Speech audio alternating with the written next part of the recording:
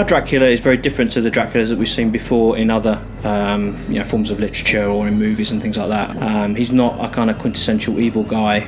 It's a tale about someone that doing good ends up being evil. It's not black and white, it's very much shades of grey.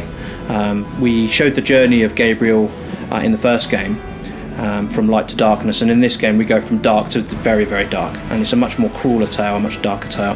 And I think that following a character that you can identify with is really important. So we wanted to have a guy that people really saw, really felt for him, they understood how he got to that place. And so I think in many ways our Dracula is more human than previous incarnations of Dracula. Dracula's motivations are to end his immortal life. That's the main thing that's driving him in the game. He's been alive for a long time. He's tired of living. He wants to end this and to move on. Don't misunderstand me. He's an evil guy. He embraced evil for real, and you're going to see that in the game. I think Dracula is quite a scheming character and a very intelligent, predatory animal, if you like, and he's looking to settle some scores. We specifically designed Dracula as a character that people could identify with. Our early designs of Dracula were much more kind of a very powerful character, but we wanted to give a top throwback to how he looked in the original game. So when making a game, you need to be careful about designing characters, especially main characters, especially Dracula. You have to think that it's the first time in Castlevania history that you play with Dracula. Also with Dracula having new weapons and new abilities, we wanted to give him a much kind of more athletic way of moving. His animations have changed quite a lot.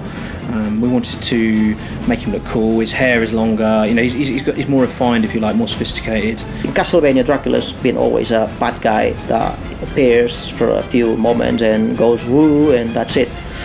We wanted to build a real character with emotions, with contradictions from day one. So pretty much Gabriel was our Dracula from day one.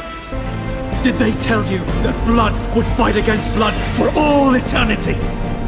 We'd already done a lot of the work already with the motion capture actor, so there was kind of like a guide, if you like, to go to. And I think that what Robert's brought to the role is he's made Dracula really dangerous, and you can sense the evil, you can sense the kind of predatory nature of the character that wasn't there before, and I think it really comes across. And that's something he was very certain that he wanted to do on the voiceover section, because we kind of wanted him to imitate what the other actor had done. And he was like, no, Gabriel wouldn't do that. He wouldn't be like that. He would be much more like this. And as soon as we heard his performance, we realised that actually he was right, that this was the way to do it. I am no longer Gabriel, woman. I am the dragon, Dracula. I am the Prince of Darkness. I think my favourite Dracula in cinema is probably Gary Oldman's portrayal of Dracula in the Francis Ford Coppola film. He changes quite a lot between, a real person with emotions. He loves, Winona Ryder's character, and the love between them is quite, very powerful. But also, he's kind of this nasty, he's this monster, and we see that really clearly. And I really think his portrayal was probably the best Dracula I've ever seen.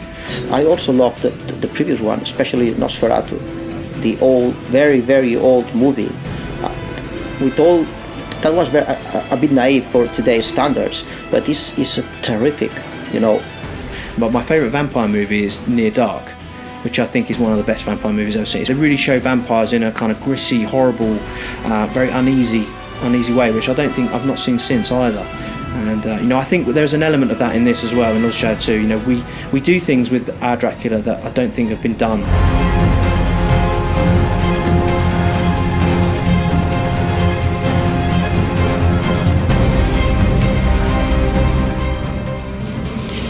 So I hope that's given you a deeper insight into our Dracula from Castlevania Lords of Shadow 2. If there's anything else you'd like to know, please send in your questions to the Twitter account address displayed on the screen, and I will answer them on behalf of Dave in a response video coming up soon.